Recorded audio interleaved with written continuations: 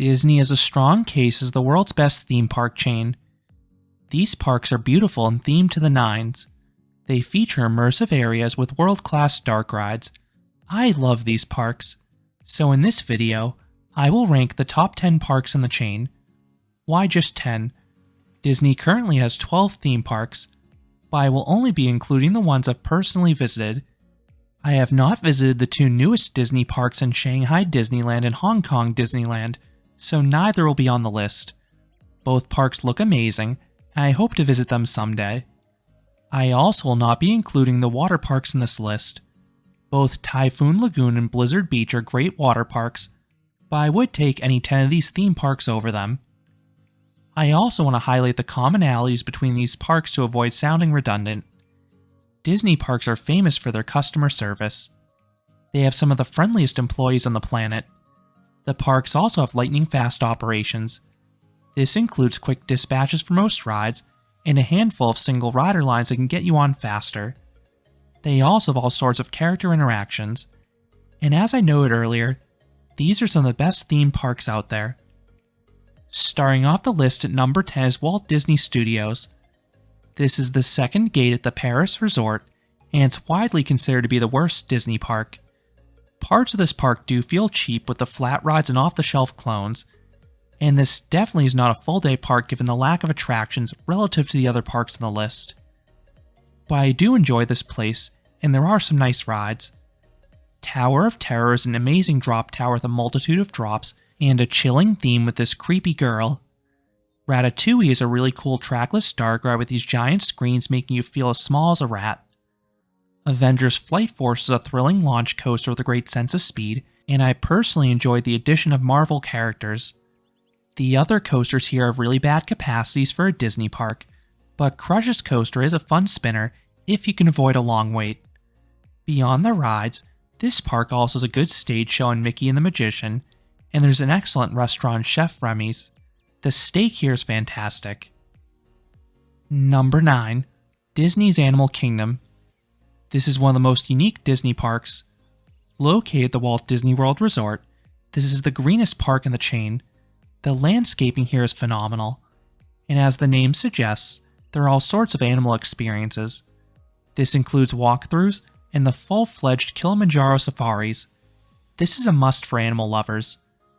Then this park has a lot of unique rides you cannot find at other parks. This includes a signature coaster in Expedition Everest, which takes place around a gorgeous mountain, and some of the elements have really good positive Gs. Then there are some thrilling dark rides. Dinosaur is a turbulent off-road adventure with some large dinosaur animatronics. Flight of Passage is an Avatar-themed dark ride with stunning visuals and some wild maneuvers. This is the park's best ride. It is also in one of the best lands ever created in Pandora. The floating mountains are mind-blowing, and the lighting at night is dreamlike. The park also has one of my favorite theme park shows ever with Festival of the Lion King. It's energetic with great vocals and stunts. I really like what this park has, but I prefer the Disney parks with more rides that are ahead of it. Number 8. Epcot. This park is one of a kind. This was the second park built at Walt Disney World, but it has since been revitalized since the turn of the millennium, as it's gotten all sorts of IPs added. I know not everyone was a fan of this, but I welcome the addition of more characters. This park is a series of themed pavilions. Some are singular rides, while others are these mini-themed areas that are fun to explore. This is best exemplified with the World Showcase section, which allows you to explore different cultures through some attractions, shops, and food. On that note, Epcot is one of the best parks for dining. I especially love the pizza at Via Napoli and the steak at Le Cellier. Then this park has a ton of different dark rides. A lot of them are slower with a bit of an educational focus, but their newer ones really stand out. Ratatouille is just as good as the one at Walt Disney Studios. Soarin' is a flying theater with astounding visuals. Frozen Ever After is a boat ride with the film's lovely songs and some impressive animatronics. Mission Space is arguably the most intense ride at the resort, with its centrifuge spinning. Test Track starts off as a dark ride, before rocketing outdoors for some high-speed turns. Then the park recently got its first coaster with Guardians of the Galaxy Cosmic Rewind, and it's the best coaster at any Disney park. This is a fast-paced experience in the dark with some airtime, spinning and dips, all while you get some great visuals and music. Number 7. Disney California Adventure. The second gate at Disneyland opened to a lot of flack, but it has since been completely transformed over the past few years. The lands are a bit hodgepodge, but I like the atmosphere over several of them. Grizzly Peak has a natural park vibe. Pixar Pier feels like a classic boardwalk park. Avengers Campus features the music and characters from the films. Then Cars Land is a masterpiece in visuals, especially at night. This park also has some of the best e-ticket attractions in the chain. Guardians of the Galaxy Mission Breakout is a reskinned version of Tower of Terror with the same great drops, but the ride is faster paced. Radiator Springs Racers uses the same technology as Test Track, but the high-speed bit adds a racing element and some airtime hills. Then the Dark Ride bit has these giant car figures moving seamlessly. Toy Story Midway Mania is an addictive shooting dark ride. Incredicoaster is a weird coaster to see at a Disney park, but it is one of the world's longest coasters, and it has some large drops and a forceful vertical loop. Then Grizzly River Run is a really unique river rapids ride with great landscaping and multiple drops. Then the supporting lineup has some fun dark rides and a few flat rides. And at the end of the night, you have World of Color, which is a beautiful show for visuals and audio. Number 6. Disney's Hollywood Studios. This takes the aesthetic of Walt Disney Studios, but this park is more fleshed out in terms of looks and attractions. Located at the Walt Disney World Resort, this park really shines with its two newest areas, Toy Story Land and Star Wars Galaxy's Edge. These two lands are visually stunning. Then the park has some elite rides as well. Rise of the Resistance is the world's best dark ride. This teleports you into the world of Star Wars with a series of pre-shows and a trackless dark ride with grand set pieces and some thrills. Mickey and Minnie's Runaway Railway is another trackless dark ride. This one is mostly screen-based, but dazzling with a cartoony aesthetic. The original Tower of Terror has a more complex ride system than the others, and has plenty of exciting drops. Then there's a Toy Story Mania like California Adventure, and 2 action-packed motion simulators. Then there are 2 themed launch coasters, Slinky Dog Dash for families, and Rock and Roller Coaster for the thrill seekers. Lines are notoriously long here because the park prioritizes quality over quantity, but there are some shows to absorb crowds, but you do need to plan accordingly so you don't miss them. It can be a bit annoying to plan around the show times, but it is worth it. There are 2 shows that should not be missed. Indiana Jones' Epic Stunt Spectacular recreates the most famous scenes from Raiders of the Lost Ark. Then Fantasmic is a breathtaking nighttime spectacular with music, pyrotechnics, and famous Disney characters. Last but not least, there are 2 excellent restaurants here. 50's Primetime Diner has a jokey atmosphere like Dick's Last Resort, and delectable fried chicken. Then the Roundup Rodeo Barbecue is an all-you-can-eat fare with delicious meats and some cool theming. Number 5. Disneyland Paris. This is the prettiest of the castle parks. The castle is an absolute work of art. Then there are these thematic walkthroughs in each land you will not find at the other parks. And there is a ride lineup here similar to the other castle parks. It has far more to offer than the non-castle parks. There are classic dark rides galore. 2 that stand out are Phantom Manor, which is a unique take on the Haunted Mansion because it has a western vibe due to its Frontierland location. Then this park is a great version of Pirates of the Caribbean. The scenes are familiar, but they're in a different order. Then this park has 2 standout coasters. Hyperspace Mountain is a launched Vekoma looping coaster in the dark. It is the most intense Disney coaster out there because of the forceful maneuvers and sense of speed. Then Big Thunder Mountain may be the world's best mine train. This one features a beautiful rock mountain, some airtime pops, laterals, and 2 underground tunnels you do not get in the other versions. I do wish this park had one more major e-ticket, which is the one reason I think it's a step down from the chain's other castle parks. This park does have some fantastic shows though.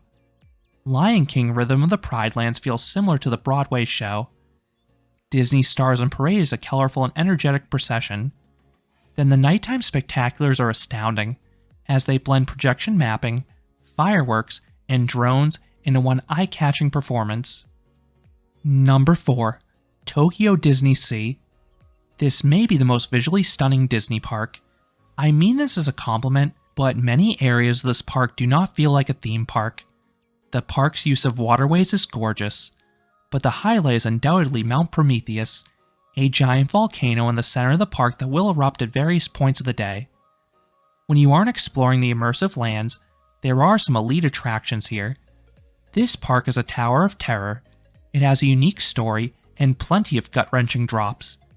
Indiana Jones Adventure is a rambunctious EMV dark ride with spectacular set pieces. Toy Story Mania is as fun as ever. Then Raging Spirits is a visually stunning coaster as it weaves its way around a temple.